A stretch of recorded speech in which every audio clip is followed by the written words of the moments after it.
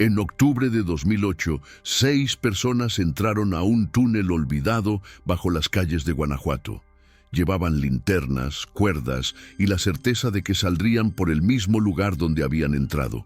Pero 3 horas después, emergieron gritando, desorientados, cubiertos de polvo y sangre seca, a 3 kilómetros de distancia. Ninguno de ellos recuerda cómo llegaron hasta allí. Y lo más perturbador de todo es que sus relojes marcaban la misma hora de entrada, como si el tiempo dentro del túnel simplemente no hubiera existido. Si esta historia te inquieta tanto como a nosotros, suscríbete al canal, porque lo que descubrimos 15 años después cambiará todo lo que creías saber sobre este caso. Guanajuato es una ciudad construida sobre secretos. Sus calles empedradas serpentean entre edificios coloniales de colores intensos, pero debajo, en la oscuridad absoluta, existe otro Guanajuato. Un laberinto de túneles excavados desde el siglo XVIII, algunos para desviar el río, otros para mover plata de las minas, y muchos más cuyo propósito nadie recuerda ya. La mayoría fueron sellados hace décadas, pero no todos. En el barrio de La Valenciana, en la zona norte de la ciudad, hay una entrada que los mapas oficiales no reconocen. Una boca de piedra medio oculta por maleza y grafitis desteñidos, protegida apenas por una reja oxidada que cualquiera puede forzar. Los lugareños la llaman la Boca del Diablo. Dicen que quien entra sin permiso de la tierra nunca vuelve igual. Octubre en Guanajuato huele a flores de cempasúchil y pan de muerto. Las noches son frías y el viento baja desde las montañas con un silbido que parece advertencia.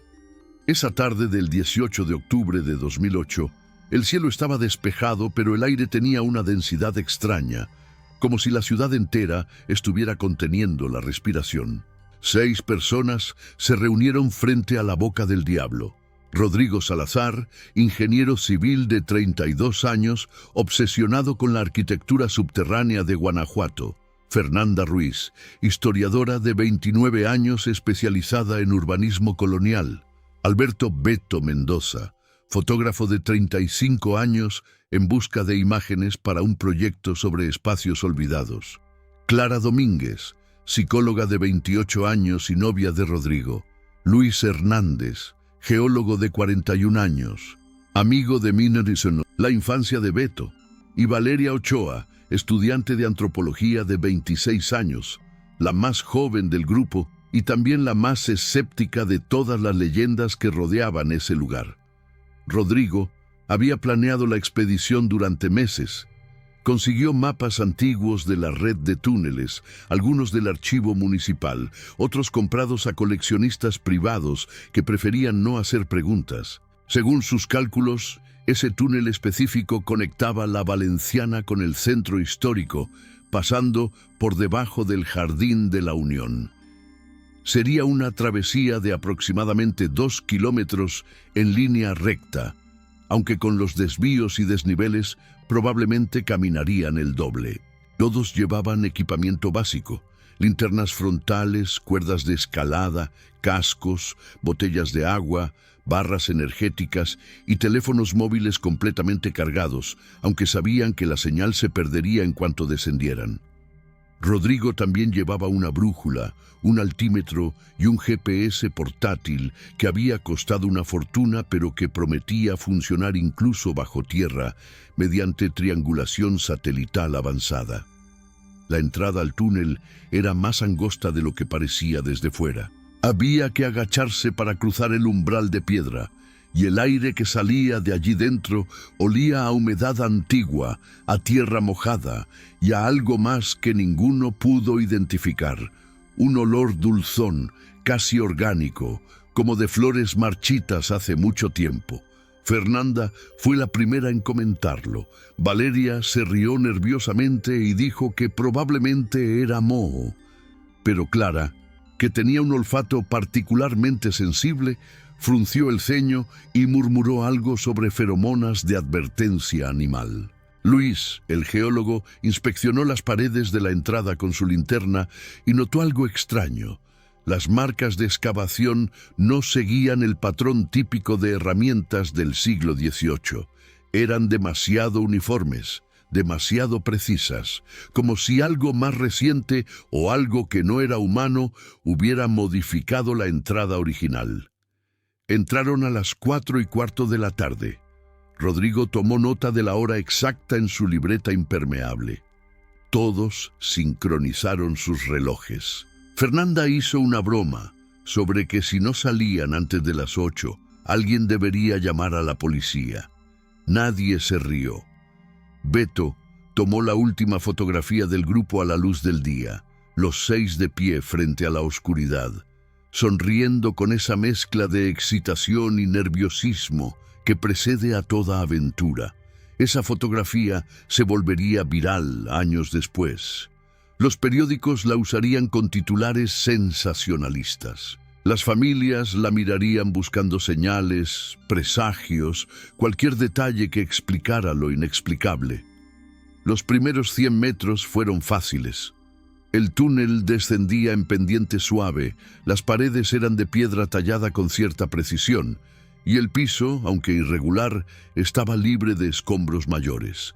Sus voces rebotaban creando ecos múltiples que se alejaban en la distancia como risas fantasmales. Alberto iba adelante tomando fotografías con flash cada pocos metros, documentando cada bifurcación, cada marca en las paredes, cada detalle que pudiera servir de referencia para el regreso.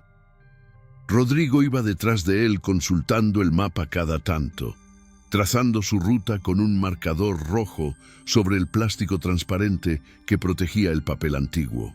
Lara y Fernanda caminaban juntas en el medio del grupo, conversando sobre la historia del lugar, sobre las leyendas de mineros desaparecidos y apariciones nocturnas que los habitantes más viejos de la Valenciana todavía contaban en voz baja.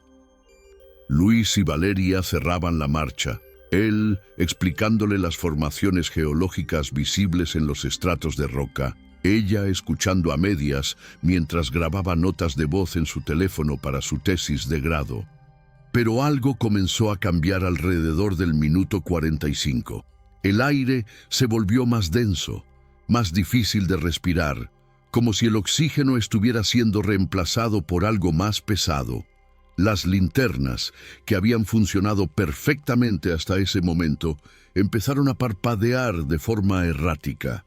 Los teléfonos móviles se apagaron sin aviso previo, a pesar de tener batería completa. El GPS de Rodrigo mostró coordenadas imposibles, ubicándolos a varios kilómetros bajo el nivel del mar, en un punto que no existía en ningún mapa.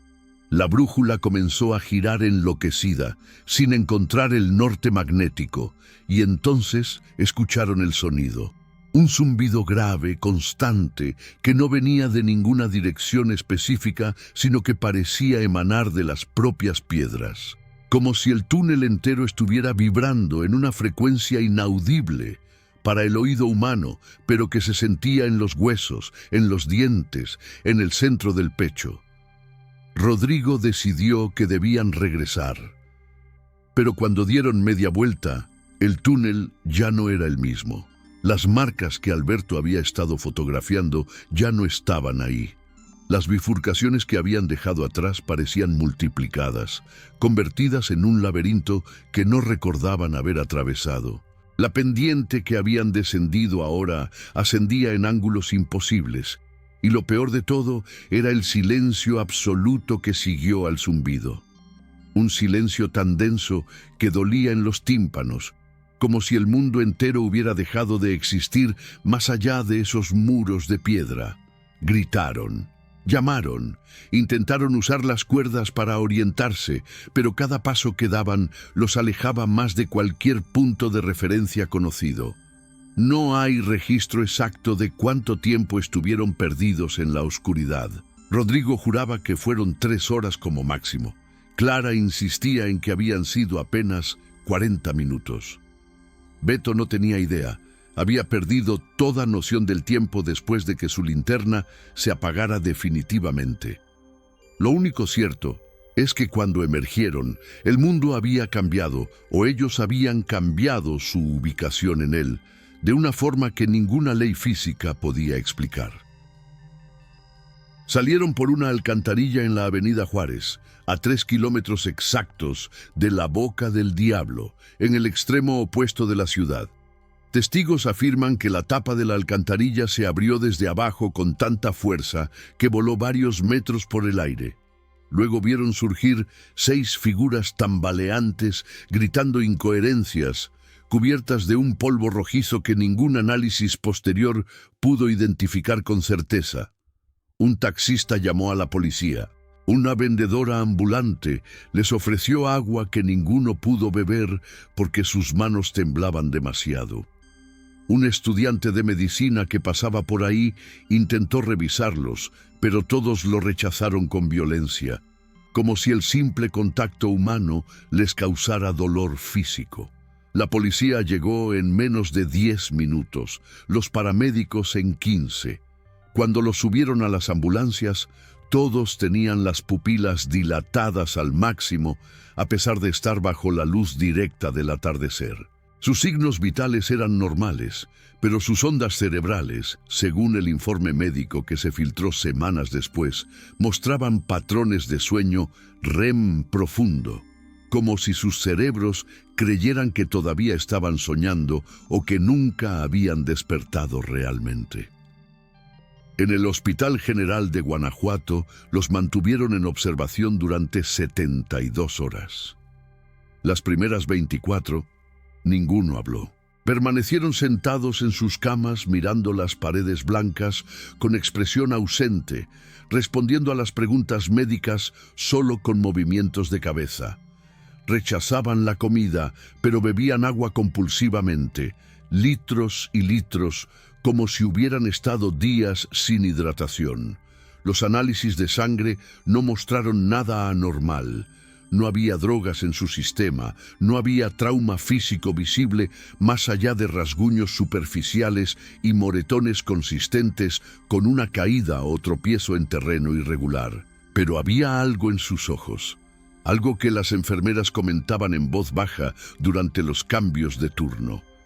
Una mirada vacía, como si una parte de ellos se hubiera quedado atrapada en algún lugar entre la Valenciana y la Avenida Juárez. Fue Valeria quien habló primero. En la madrugada del tercer día, despertó gritando que necesitaba volver al túnel, que habían dejado algo allí, algo importante que no podían abandonar. Los guardias de seguridad tuvieron que sujetarla. Le administraron un sedante suave. Cuando despertó horas después, ya no recordaba qué era ese algo que habían dejado atrás. Pero la sensación de pérdida permanecía, como un hueco en el centro del pecho que ninguna explicación racional podía llenar. Después de Valeria, los demás comenzaron a hablar también, primero en fragmentos inconexos, luego en narrativas cada vez más detalladas pero contradictorias entre sí. Rodrigo insistía en que habían caminado en línea recta durante horas, que el túnel nunca cambió de dirección. Fernanda juraba que habían dado vueltas en círculos, que pasaron por el mismo punto de referencia al menos 5 veces. Luis, el geólogo, afirmaba haber visto formaciones de cristal en las paredes que brillaban con luz propia, aunque ningún cristal conocido puede generar bioluminiscencia. Clara hablaba de susurros en un idioma que no reconocía, pero que de alguna forma entendía. Beto no hablaba de nada específico. Solo repetía una y otra vez que había fotografiado todo, que las pruebas estaban en su cámara, que necesitaban revisar las fotografías. Pero la cámara de Beto estaba vacía, completamente vacía. No solo las fotos del túnel habían desaparecido, también las anteriores, las de toda la semana previa, como si la memoria de la cámara hubiera sido borrada selectivamente o como si nunca hubiera capturado nada en absoluto. Los teléfonos móviles de todos mostraban el mismo patrón.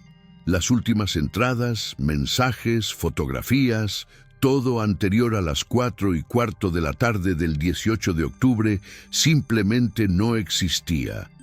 Los dispositivos funcionaban perfectamente, pero esas horas específicas habían sido borradas de su memoria digital, como si nunca hubieran ocurrido. Los técnicos de la policía intentaron recuperar los datos. Empresas especializadas en forense digital lo intentaron también. Nadie pudo explicar cómo era posible que 6 dispositivos diferentes, de marcas distintas, con sistemas operativos diferentes, sufrieran exactamente el mismo tipo de pérdida de datos en el mismo momento preciso. La investigación oficial duró 3 meses. La policía municipal, con apoyo de la policía estatal, inspeccionó la Boca del Diablo y el punto de salida en la Avenida Juárez. Intentaron trazar la ruta que los 6 habían seguido. Pero los túneles bajo Guanajuato son un laberinto de cientos de kilómetros de extensión, muchos de ellos inestables, otros inundados, algunos colapsados hace décadas. Encontraron varias rutas posibles que conectaban ambos puntos, pero ninguna era directa y todas requerirían al menos 6 o 7 horas de caminata constante, no las 3 horas que Rodrigo insistía haber estado bajo tierra. Más perturbador aún, encontraron en uno de los túneles cercanos a la Valenciana una serie de marcas en las paredes, símbolos que no correspondían a ninguna grafía conocida, trazados con algo que los análisis químicos identificaron como óxido de hierro mezclado con material orgánico no identificado. Alguien o algo había estado marcando ese túnel, pero los símbolos no tenían fecha clara de origen. Podían tener décadas o podían haber sido hechos la semana anterior. Los geólogos no pudieron determinarlo con certeza. Los medios locales cubrieron el caso durante semanas. Aparecieron teorías de todo tipo, desde abducción extraterrestre hasta experimentos militares secretos, pasando por portales dimensionales y rituales de brujería mal ejecutados. Los programas de radio invitaban a expertos en fenómenos paranormales que hablaban de zonas de distorsión temporal y puntos de fuga de la realidad.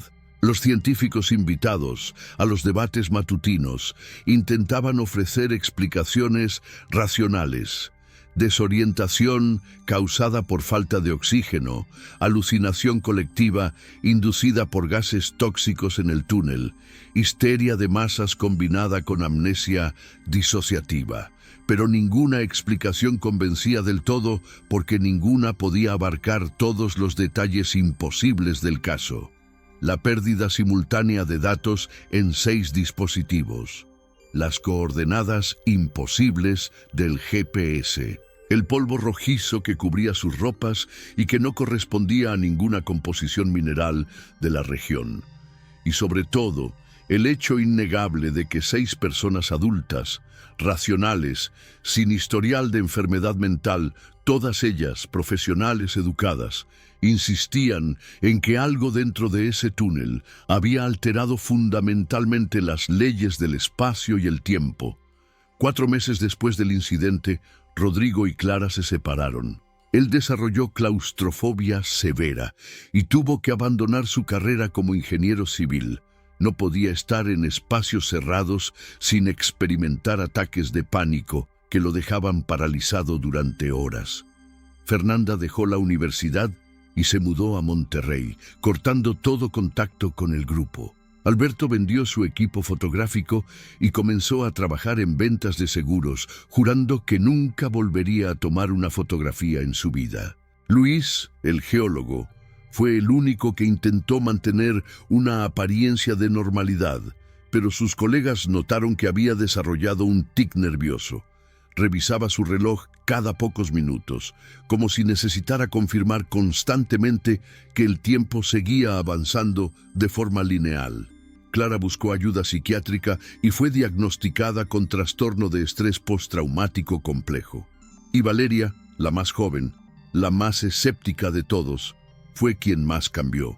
Abandonó sus estudios de antropología y se obsesionó con una única pregunta que repetía en cada sesión de terapia, en cada conversación con su familia, en cada entrada de su diario personal que llenaba compulsivamente cada noche antes de dormir. ¿Qué había sido eso que dejaron en el túnel? Esa cosa importante que no podían nombrar, pero cuya ausencia sentían como una amputación invisible. Los años pasaron y el caso de los 6 de Guanajuato se convirtió en leyenda urbana. Los turistas que visitaban la ciudad preguntaban por la Boca del Diablo, aunque las autoridades habían sellado la entrada con concreto reforzado y colocado cámaras de seguridad en un radio de 50 metros.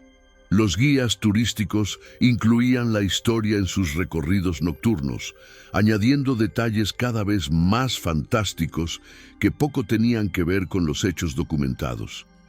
Se crearon foros en Internet donde aficionados a lo paranormal debatían las posibles explicaciones. Algunos decían que el túnel era un portal a otra dimensión, otros que bajo Guanajuato existía una civilización subterránea.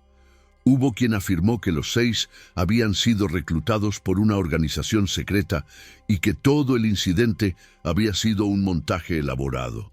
La familia de Rodrigo recibía cartas anónimas cada octubre, siempre alrededor del aniversario del evento. Cartas escritas en ese mismo idioma desconocido que Clara juraba haber escuchado en las profundidades. La policía nunca pudo rastrear el origen de esas cartas. En 2015, 7 años después del incidente, Valeria Ochoa desapareció. Sus padres reportaron que no regresó a casa después del trabajo. Su auto fue encontrado estacionado frente al antiguo edificio municipal, a 2 cuadras de donde había estado la Boca del Diablo. No había señales de lucha. Sus pertenencias estaban intactas: bolso, teléfono, llaves, todo dentro del vehículo. Pero ella simplemente se había esfumado. La policía abrió una investigación, pero no encontró pistas útiles. No había cámaras de seguridad en esa zona específica. Los testigos no recordaban haberla visto. Fue como si Valeria hubiera decidido caminar hacia la nada y la nada la hubiera aceptado sin resistencia. Sus padres contrataron investigadores privados que tampoco lograron avances significativos. El caso se enfrió. Los archivos se acumularon. Y Valeria Ochoa se convirtió en otro fantasma más de una ciudad que coleccionaba desaparecidos como otros coleccionan estampillas. Pero en marzo de 2023, 15 años después de que 6 personas entraran a un túnel y salieran cambiados para siempre, un grupo de trabajadores municipales que realizaba mantenimiento de drenaje en la Avenida Juárez hizo un descubrimiento que reabriría el caso de la forma más perturbadora posible. Estaban limpiando sedimentos en la alcantarilla, exactamente la misma por donde habían emergido los 6 en 2008, cuando uno de los trabajadores notó algo atrapado entre los escombros y el metal oxidado. Al principio pensó que era basura, tal vez una bolsa de plástico vieja, pero cuando la sacó, se dio cuenta de que era una mochila de tela resistente de color verde militar, con el nombre B. Ochoa, bordado en letras blancas en la solapa principal. La mochila fue entregada a las autoridades. El jefe de policía que recibió el reporte reconoció el nombre inmediatamente. El caso de Valeria Ochoa seguía abierto, técnicamente sin resolver, aunque todos asumían lo peor. Abrieron la mochila con cuidado, documentando cada paso del proceso. Dentro encontraron objetos que parecían sacados de una cápsula del tiempo personal. Una linterna frontal con las baterías completamente corroídas, una botella de agua de plástico vacía, una barra energética sin abrir con fecha de caducidad de octubre de 2008, un teléfono móvil modelo antiguo, totalmente descargado e imposible de encender, un cuchillo multiusos, una cuerda de escalada cortada en un extremo como si algo o alguien la hubiera seccionado deliberadamente. Y en el fondo de la mochila, envuelto en una bolsa impermeable que había cumplido su función a la perfección, encontraron un cuaderno de notas de tapa dura. Las páginas estaban intactas, la tinta perfectamente legible. Era el diario personal de Valeria Ochoa, y las últimas entradas estaban fechadas en octubre de 2008, escritas durante las horas que pasó dentro del túnel, las horas que supuestamente nadie recordaba. El cuaderno fue clasificado como evidencia y trasladado al Departamento de Investigaciones. Pero antes de que pudiera ser analizado formalmente, alguien dentro de la policía filtró fotografías de las páginas a un periodista local. En menos de 24 horas, fragmentos del diario de Valeria estaban circulando en redes sociales. Los medios nacionales recogieron la historia. Los programas de noticias vespertinos dedicaron segmentos especiales. Y los 5 sobrevivientes restantes del grupo original, que habían logrado reconstruir sus vidas en la medida de lo posible, fueron contactados por reporteros que exigían comentarios, explicaciones, cualquier cosa que pudiera ayudar a entender qué demonios había escrito Valeria en esas páginas que la gente ahora llamaba el testimonio del túnel. Rodrigo Salazar fue el primero en leer el diario completo. Las autoridades le dieron acceso porque técnicamente seguía siendo el líder de la expedición original y porque su testimonio podría ayudar a verificar los hechos descritos. Rodrigo entró a la sala de evidencias a las 9 de la mañana. Salió a las 2 de la tarde con los ojos rojos e hinchados, incapaz de articular palabra coherente. Lo único que pudo decir, repetido como un mantra, fue: ella lo sabía, ella siempre lo supo. Tardó 3 días en aceptar hablar con la prensa. Cuando finalmente lo hizo, su declaración fue breve y devastadora. Valeria no desapareció en 2015. Valeria nunca salió realmente del túnel en 2008. Lo que regresó con nosotros era algo más, o alguien más, y ella sabía que eventualmente tendría que volver. Clara Domínguez leyó el diario después. Su reacción fue diferente pero igual de intensa. Pidió una semana de licencia en su trabajo como terapeuta y se encerró en su departamento sin responder llamadas. Cuando emergió, había tomado una decisión que comunicó a través de un video publicado en su cuenta personal de redes sociales. Un video que se volvió viral en horas. Voy a organizar una segunda expedición. Voy a entrar al túnel nuevamente, aunque tengan que demoler medio Guanajuato para acceder. Valeria está allí, siempre estuvo allí, y no pienso dejarla sola ni un día más. El video tenía 2 millones de reproducciones antes de que las autoridades le ordenaran eliminarlo por incitar a actividades ilegales y peligrosas. Pero ya era tarde. Decenas de personas se habían ofrecido como voluntarios para acompañarla. Grupos de exploradores urbanos, investigadores paranormales, documentalistas independientes, todos querían ser parte de lo que los medios ya habían bautizado como la expedición del rescate imposible. Las autoridades de Guanajuato se negaron rotundamente. Emitieron comunicados oficiales advirtiendo que cualquier intento de acceder a los túneles sin autorización sería perseguido con todo el peso de la ley. Reforzaron la seguridad alrededor de todas las entradas conocidas al sistema subterráneo. Contrataron ingenieros estructurales para evaluar la estabilidad de los túneles cercanos a la Valenciana, y la conclusión fue unánime. Acceder era demasiado peligroso. Las posibilidades de colapso eran altísimas. Sería una sentencia de muerte para cualquiera que lo intentara. Pero Clara no se rindió. Contrató abogados que presentaron recursos legales argumentando que tenía derecho a buscar respuestas sobre lo que le había sucedido 15 años atrás. Inició una campaña en redes sociales que acumuló cientos de miles de seguidores. Organizó manifestaciones frente al Palacio Municipal exigiendo transparencia, exigiendo que los ingenieros gubernamentales explicaran exactamente por qué era imposible entrar cuando en 2008 habían podido hacerlo sin problema. Y sobre todo, exigía que se hiciera público el contenido completo del diario de Valeria, que las autoridades insistían en mantener bajo sello judicial por razones que nunca explicaron satisfactoriamente. La presión mediática eventualmente funcionó. En julio de 2023, 4 meses después del descubrimiento de la mochila, un juez ordenó que el diario de Valeria Ochoa fuera desclasificado y puesto a disposición del público.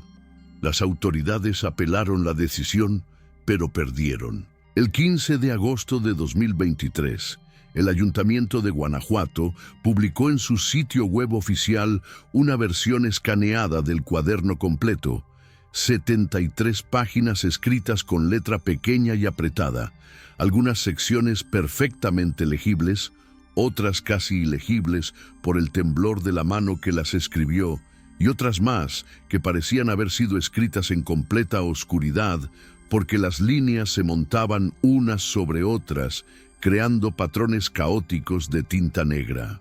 El servidor del ayuntamiento colapsó en menos de 1 hora por el tráfico masivo.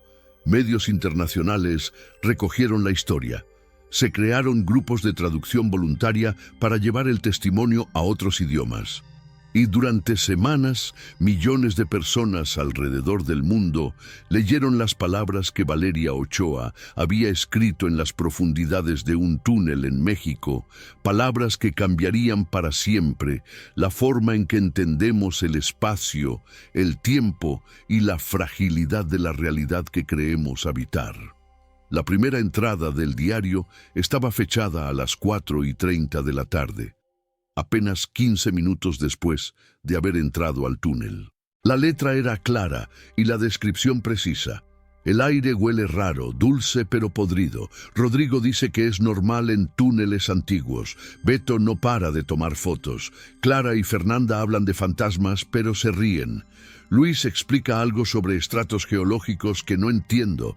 Yo solo quiero que esto termine rápido. No me gusta este lugar. Hay algo mal en las paredes, como si nos estuvieran observando. La segunda entrada, marcada 20 minutos después, era más inquietante. Las linternas están fallando. Los teléfonos se apagaron. Rodrigo dice que es interferencia electromagnética natural, pero yo veo sus manos temblar cuando revisa el mapa. Alberto dejó de tomar fotos. Luis está callado, demasiado callado. Clara me tomó la mano y está helada. Fernanda reza en voz baja, aunque siempre dijo que no creía en Dios. El túnel cambió. No es el mismo que entramos. Las paredes tienen marcas que no estaban antes. Rodrigo no lo admite, pero lo veo en sus ojos. Estamos perdidos. Las siguientes entradas se volvían cada vez más fragmentadas, más desesperadas, escritas en intervalos que Valeria intentaba medir, pero que perdían coherencia temporal. No sé cuánto tiempo llevamos caminando. Mi reloj se detuvo. Todos los relojes se detuvieron a la misma hora. 4:47 p.m., como si el tiempo hubiera decidido no seguir adelante en este lugar. Intentamos regresar, pero el túnel se multiplica. Cada bifurcación nos lleva a lugares que no deberían existir. Encontramos una habitación perfectamente cuadrada con paredes de piedra pulida. En el centro hay una mesa de madera que no debería estar aquí, que no tiene razón de existir a cientos de metros bajo tierra.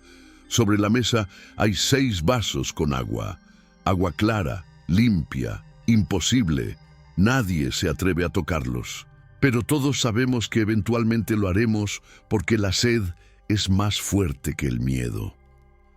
La entrada más larga estaba escrita en un momento indeterminado que Valeria describía como mucho después, o tal vez antes, ya no importa.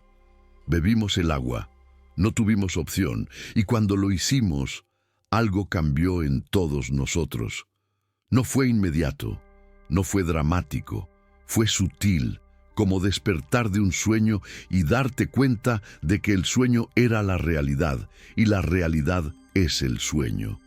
Empezamos a ver cosas, o a recordar cosas, o a entender cosas que siempre habían estado ahí, pero que nuestros cerebros se negaban a procesar. Las marcas en las paredes no son símbolos, son mapas, mapas de algo que existe en un plano diferente al nuestro. Y nosotros, al entrar aquí y al beber esa agua, nos convertimos en puentes, en puertas, en algo que no debería existir, pero que ahora existe y no puede dejar de existir. Rodrigo lo entiende.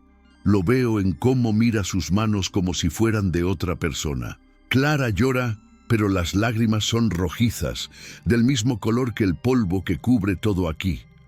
Beto grita que quiere irse, pero su voz suena lejana aunque está a mi lado. Luis habla en ese idioma imposible que todos entendemos ahora, aunque nunca lo hayamos escuchado antes. Y Fernanda ya no está del todo aquí. Puedo verla volverse transparente en los bordes, como si estuviera siendo borrada lentamente de esta realidad. Yo también lo siento. Nos estamos disolviendo, o multiplicando, o transformando en algo que puede estar en dos lugares al mismo tiempo. Había una entrada escrita con letra casi ilegible que decía simplemente: encontramos la salida. Pero no es una salida, es una bifurcación. Podemos salir, pero solo una parte de nosotros. La otra parte tiene que quedarse, tiene que alimentar esto, sea lo que sea esto. Y tenemos que elegir qué parte damos y qué parte conservamos. Rodrigo dice que debemos elegir quedarnos con nuestros cuerpos y dejar nuestros recuerdos. Fernanda dice lo contrario. Yo creo que ninguna opción es correcta porque ambas opciones ya sucedieron. Salimos, nos quedamos. Las dos cosas son verdad. Las dos cosas están pasando ahora mismo en líneas temporales que se tocan sin mezclarse. Y luego, en la siguiente página, con letra más firme. Lo entiendo ahora.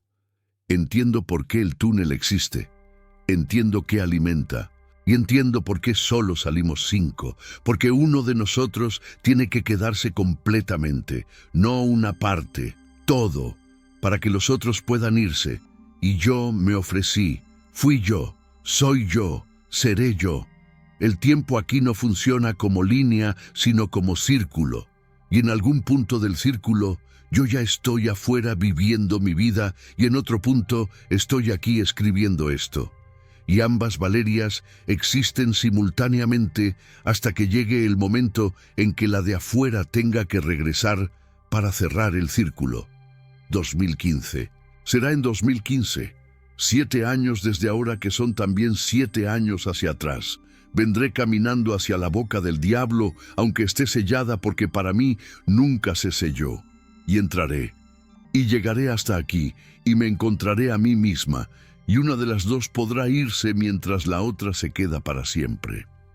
Las últimas páginas del diario eran las más perturbadoras porque estaban escritas en 2 columnas paralelas, como si 2 versiones diferentes de Valeria hubieran estado escribiendo simultáneamente.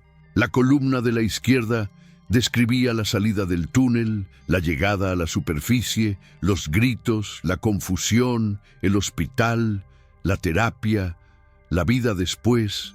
La columna de la derecha describía la permanencia en el túnel, la transformación gradual, la comprensión de que el túnel no era un lugar, sino un estado de existencia, una membrana entre realidades donde las reglas normales dejaban de aplicar. Y en la última página, ambas columnas convergían en una sola frase escrita en el centro. Quien lea esto, no intente rescatarme. Ya fui rescatada. Ya me quedé. Ambas cosas son ciertas, pero si Clara viene, y sé que vendrá porque ya vino, díganle que está bien, que hice la elección correcta, que alguien tenía que quedarse para que los demás pudieran seguir viviendo, y que cuando ella entre, entenderá que todos dejamos algo aquí. Todos perdimos algo que nunca podremos recuperar. Y eso es lo que nos mantiene vivos en el mundo de arriba. saber que hay una parte de nosotros todavía atrapada en la oscuridad, manteniendo abierta la puerta para que ninguna otra persona tenga que pagar el precio que nosotros pagamos. El impacto del diario fue inmediato y masivo. Los foros de Internet explotaron con teorías. Los científicos publicaron artículos intentando explicar el fenómeno desde la perspectiva de la física cuántica, de la psicología del trauma, de las alucinaciones colectivas inducidas por condiciones ambientales extremas. Los creyentes en lo paranormal lo tomaron como prueba definitiva de dimensiones paralelas y entidades que existen fuera de nuestra percepción normal. Las familias de los 5 sobrevivientes exigieron respuestas que ninguna autoridad podía proporcionar, y Clara Domínguez, fiel a su palabra, comenzó a organizar su expedición de regreso con o sin permiso oficial. En octubre de 2023, exactamente 15 años después del incidente original, Clara logró reunir un equipo de 12 personas, ingenieros, espeleólogos profesionales, un equipo médico completo, documentalistas con equipo de última generación y contra toda recomendación de sus abogados y familia, ella misma. Las autoridades intentaron detenerla. Obtuvieron órdenes judiciales. Desplegaron policía alrededor de todas las entradas conocidas, pero Clara había investigado, había estudiado los mapas antiguos, había hablado con mineros retirados que conocían accesos olvidados. Y en la madrugada del 18 de octubre, su equipo entró a un túnel alternativo que los mapas oficiales no registraban, ubicado en las afueras de la ciudad, en una zona industrial abandonada donde nadie los vio descender hacia la oscuridad. Llevaban equipo de comunicación satelital de última generación, cámaras con transmisión en vivo, sensores biométricos conectados a un servidor externo que monitoreaba constantemente sus signos vitales, suficiente comida y agua para una semana, y un plan de evacuación con puntos de control cada 500 metros. Mantuvieron contacto durante las primeras 2 horas. Las transmisiones de video mostraban túneles similares a los descritos en 2008. Paredes de piedra tallada, bifurcaciones múltiples, ese aire denso y el olor dulzón característico. Reportaron haber encontrado las marcas en las paredes, los símbolos que Valeria había descrito como mapas de otra realidad. Clara, en particular, transmitió un mensaje que fue su última comunicación coherente. Lo veo. Veo lo que Valeria vio, y tiene razón. No es un lugar, es un estado. Es como estar despierto y dormido al mismo tiempo. Es como existir en todas las posibilidades simultáneamente. Voy a seguir adelante. Voy a encontrarla. Después de eso, el contacto se perdió. No gradualmente, no con interferencia progresiva. Se cortó de forma abrupta, todas las señales al mismo tiempo, como si un interruptor gigante se hubiera apagado. Los equipos de emergencia intentaron localizarlos mediante los sensores biométricos, pero estos mostraban lecturas imposibles. Algunos indicaban que los miembros del equipo estaban a kilómetros de profundidad, otros que estaban en la superficie, otros que simplemente no existían en ningún punto rastreable del espacio tridimensional. Las operaciones de búsqueda y rescate se extendieron durante 3 semanas. Cerraron el acceso a toda la red de túneles de Guanajuato. Trajeron equipos especializados de otros países, utilizaron drones, robots de exploración, sensores sísmicos. No encontraron nada, ni cuerpos, ni equipo, ni siquiera evidencia de que alguien hubiera estado allí alguna vez. Pero 31 días después de su desaparición, en la madrugada del 18 de noviembre de 2023, Clara Domínguez apareció caminando por la avenida Juárez, sola, cubierta del mismo polvo rojizo, con la misma mirada vacía. Testigos llamaron a emergencias. Cuando los paramédicos llegaron, Clara solo repetía una frase una y otra vez con voz monótona y distante. todos salieron 3 kilómetros más allá. Todos. Siempre todos salen 3 kilómetros más allá.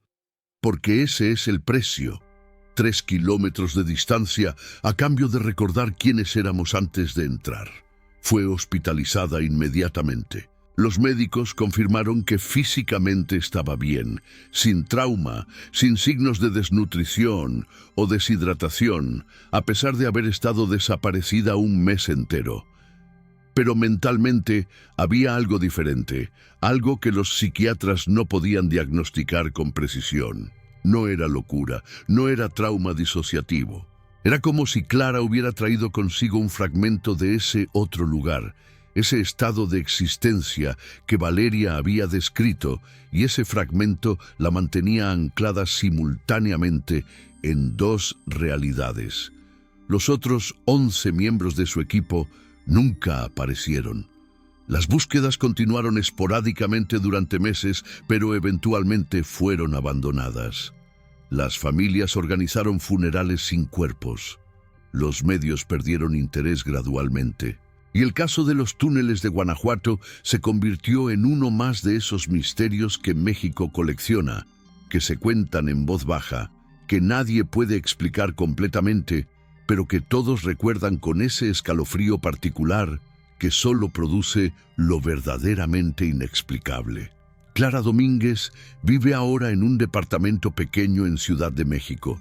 Rechaza entrevistas, no habla del túnel, pero cada octubre, el día 18 exactamente, publica una fotografía en sus redes sociales, siempre la misma fotografía, la entrada sellada de la boca del diablo, tomada desde lejos, con una leyenda que nunca varía.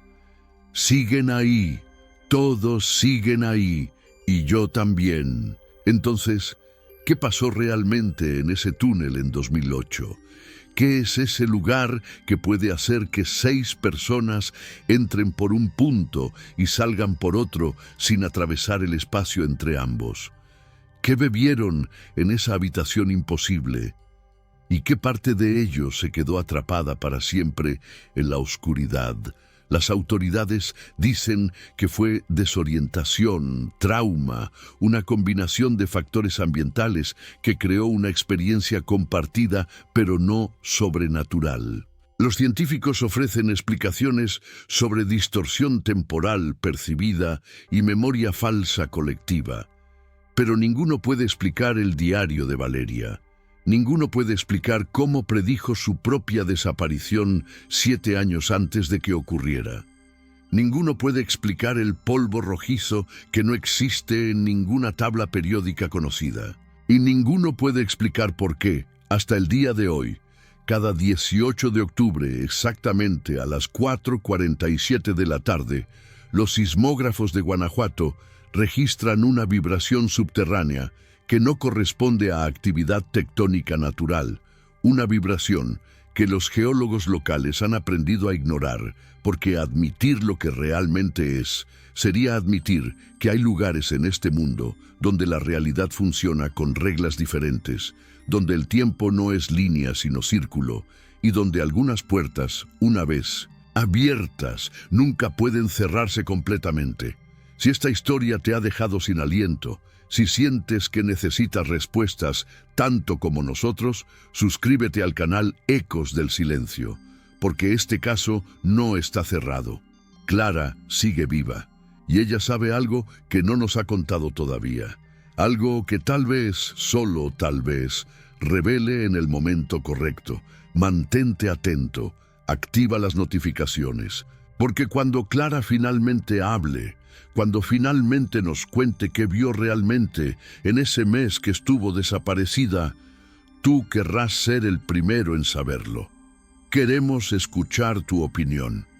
¿Crees que los túneles de Guanajuato son realmente un portal a otra dimensión? ¿O hay una explicación racional que todavía no hemos descubierto? Déjanos tu teoría en los comentarios. Comparte este video con alguien que necesite escuchar esta historia. Y recuerda, hay lugares en este mundo donde entrar es fácil, pero salir completo, salir siendo la misma persona que eras antes, Eso es otra historia completamente diferente.